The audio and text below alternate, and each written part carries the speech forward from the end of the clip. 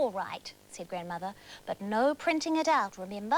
That's far too complicated for you yet. Promise? Of course, said Tim, and of course he really meant it. So Grandmother went off to buy some fine Indian tea, leaving Tim alone. This was great. He was Commander Tim, driving a space shuttle, Scientist Tim, saving the dinosaurs from a meteor. Then, because the picture was now so amazing, he wanted to keep it. And surely printing wasn't that hard. And forgetting his promise, he clicked on printing. All he wanted was that one dinosaur page to keep. Nothing happened.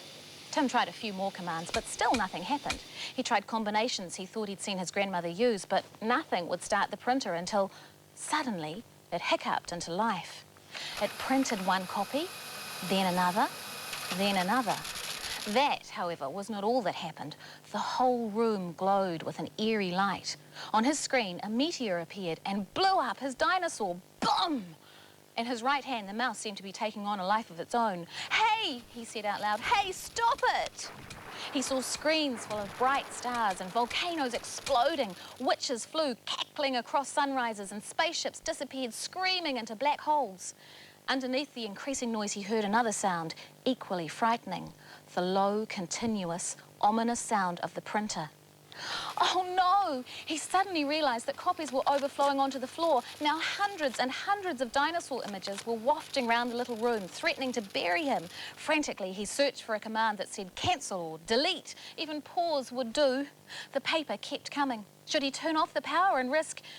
Timothy, what are you doing?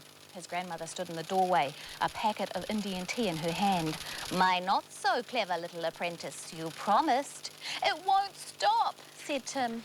Without another word, she sat down at the screen and set to work. Tim watched, dumbfounded, as the images and noise faded and the paper flew back into neat piles. Best of all, the printer went silent. His grandmother sat back, exhausted. Well, Timothy Gregory Jones... Sorry, whispered Tim. You become a computer whiz only after a long apprenticeship, she said sternly. You were very lucky I came home in time. Magic like mine takes years to learn, especially what to do when it goes wrong.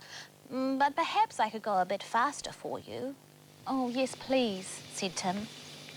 So Tim's lessons got longer and harder, and he did grow up to become a computer wizard like his grandmother, even more clever than her. But he never forgot the day he tried to print out the dinosaur.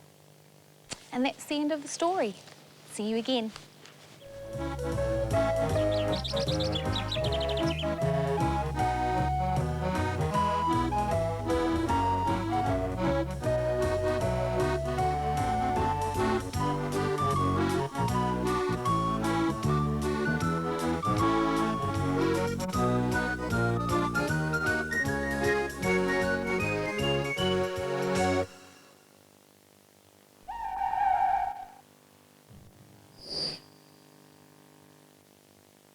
This program was made with funding from New Zealand On Air.